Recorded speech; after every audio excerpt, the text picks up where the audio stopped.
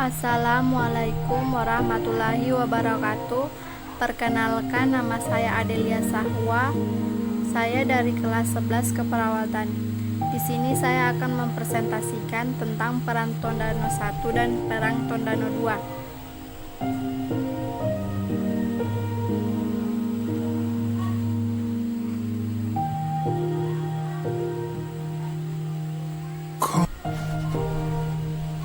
Berikut ini adalah wilayah Tondano. Peran Tondano terbagi atas dua. Yang pertama peran Tondano 1, yang kedua peran Tondano 2. Yang pertama terjadi sekitar 1808 sampai 1809. Yang kedua terjadi sekitar abad 1000. Jalan perannya Tondano 1 sekitar 1808 sampai 1809, yaitu terbagi atas 4. Yang pertama terjadi antara orang Minahasa atau Sulawesi Utara dan pemerintah kolonial Belanda. Yang kedua peran Tondano 1. Yang ketiga terjadi pada masa kekuasaan VOC. Yang keempat terjadi Tondano di Sulawesi Utara. Latar belakang Tondano 1. Yang pertama, diawali hubungan dengan antara orang Minahasa dengan Spanyol. Yang kedua, mulai abad 10 hubungan dengan antara keduanya mulai terganggu dengan kehadiran para pedagang VOC. Yang ketiga, Spanyol dan Makassar mulai tersingkir. Mengapa Spanyol menuju Filipina? Spanyol harus pergi dari Indonesia dan menuju Filipina karena adanya perjanjian Saragossa antara Portugis dan Spanyol yang didatangi pada 22 April 1529. Adapun kesepakatan yang dicapai, yang pertama, bumi dibagi atas dua pengaruh, yaitu pengaruh bangsa Spanyol dan Portugis. Yang kedua, wilayah kekuasaan Spanyol membentangkan dari Meksiko ke arah barat sampai ke Pulau Filipina, dan wilayah kekuasaan Portugis membentang dari Brazil ke arah timur sampai ke Pulau Maluku. Yang kedua, VOC monopoli perdagangan beras di Minahasa. Yang ketiga, VOC memaksakan kehendak agar orang Minahasa menjual berasnya kepadanya, namun orang Minahasa menentang usaha monopoli tersebut.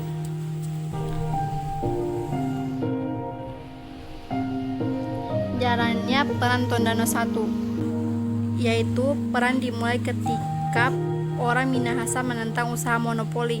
Akhirnya VOC membendung Sungai Tembaran, akibatnya aliran sungai meluap dan mengenai tempat tinggal rakyat dan para pejuang Minahasa.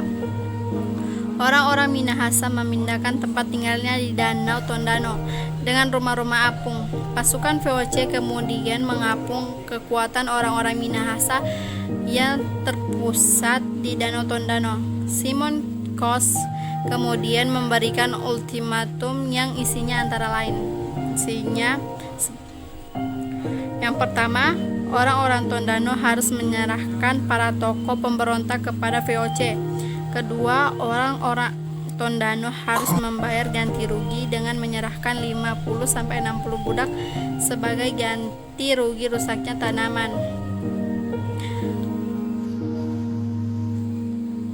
Akibat dari peran Tondano 1 yaitu, setelah itu rakyat Tondano menghadapi masalah dengan hasil pertanian yang menumpuk, tidak ada yang membeli, dengan terpaksa kemudian mendekati VOC untuk membeli hasil-hasil pertaniannya. Akhir peran Tondano 1. Peran Tondano ini diakhiri dengan terbukanya tanah Minahasa oleh VOC dan pindah ke perkampungan baru di daratan bernama Minangkabau.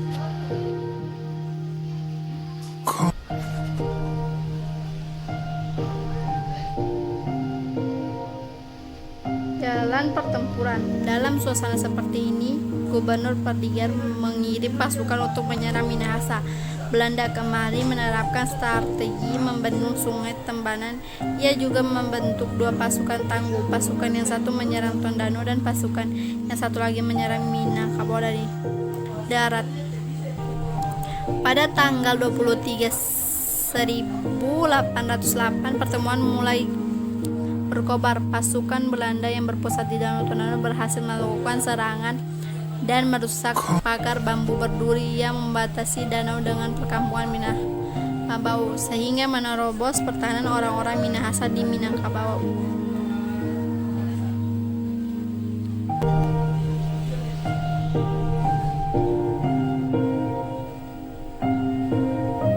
Akhir pertempuran pada tanggal 4-5 Agustus 1909 di Banten, pertahanan Moraya milik para pejuang hancur bersama rakyat yang berusaha mempertahankannya. Para pejuang lebih memilih mati daripada menyerang.